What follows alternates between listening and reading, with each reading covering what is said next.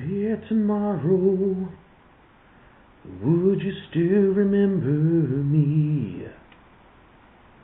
Hey, well, it's Friday, March 5th there, and this one is for the March 6th fight tomorrow there between Devon Alexander the Great and Juan, I have an Iron Twin Urango.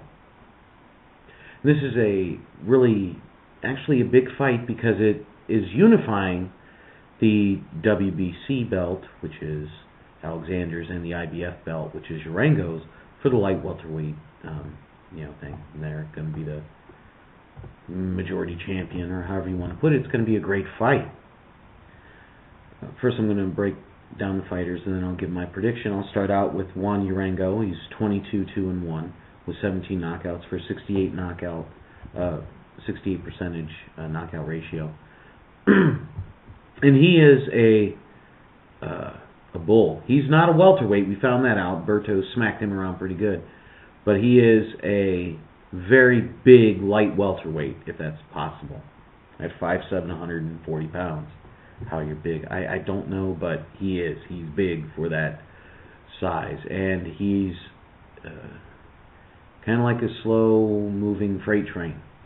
Always comes forward, takes a lot to stop him. And as we found out, the only person in the light welterweight that stopped him, well, really hadn't stopped him, just beat him on points, was Ricky Hatton. But he smoked him around pretty good. I mean, he put a good smackdown on him. So, with that, his two losses, Ricky Hatton and Andre Berto. And when you look at that and you think about it, the Berto fight was, I think, a little more convincing than the Ricky Hatton fight. And in that, obviously, he can't step up. He's not a welterweight. Well, he probably could fight welterweight. He's a big dude, but he's not an elite welterweight. Does that make it sound better? Just throwing that out there. As I said, he's always coming forward. He's got a nice, it's a peekaboo defense, kind of. He has to, because there's no flash with him. There's no bling. There's nothing like that that's coming out and just jumps off the page at you. You're not going to be mesmerized by his amazing speed or his deft combinations that he throws. You're not going to see him do a quick shoe shot and come out with a hook. You're not going to see any of that with this man. You're going to see a plodding, come forward, seek and destroy type of guy. He's got monster power in his right hand. Because he is right-handed, he just fights southpaw. So you're going to be looking for the hooks.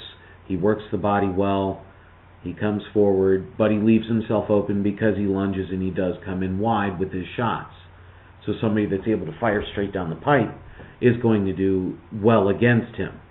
Okay? I will go as far to say that he has the best competition, or he's faced the best competition out of the two fighters. Now, he wore down Bailey, so he's got really good stamina. I don't know if it's so much stamina as the fact he can walk forward and take a really good punch. You know, he walked down Bailey, but Bailey is nothing against men that are 35. I'm a little over that, but he wore him down. So when you see that, it happens. He's off balance. He does have very heavy feet, and if somebody can create angles and move quick with him, he's going to be off balance and he's going to be open for shots to get hit. He works. He has that pawing jab. Not happy with his jab, and that's what I have with him. Over to Devon Alexander, 19-0, 12 knockouts, 63% knockout ratio. Both these fighters are 5'7" with a 71-inch reach. He's the 2004 U.S. lightweight champion as an amateur. He beat Chop Chop Corley, which pretty much anybody that's good beats Corley. But he beat Junior Witter convincingly. I mean, he put on a clinic. If you want to see a boxing clinic and stuff like that, watch that fight. He did very well against Witter. He uses his angles. He uses his before that fight was stopped. Well, it wasn't stopped. Witter quit on his stool. did a little no-mas action. None against him. I still like Witter, but I mean, Alexander obviously showed that he is just that notch above Witter, and Witter's like the 16th ranked in the world, so it's not like he's a bum.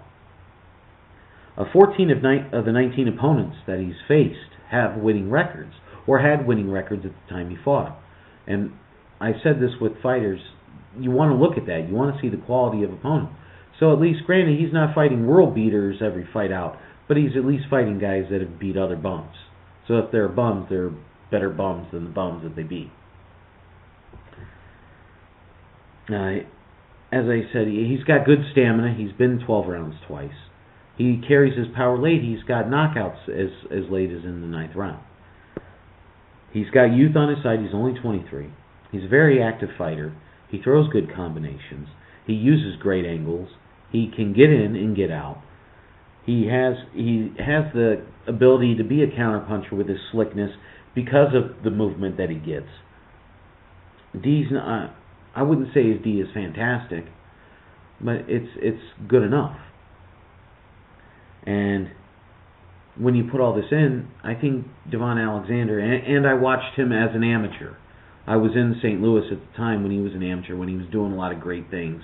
And it was a treat to see him because he was so far above everybody else when he was in that ring. It was just a treat to get to see the potential in him, and now to see him as a pro going in. And I wouldn't say I'm biased, because I think him being a really good boxer and the way he moves around is going to give Urango fits.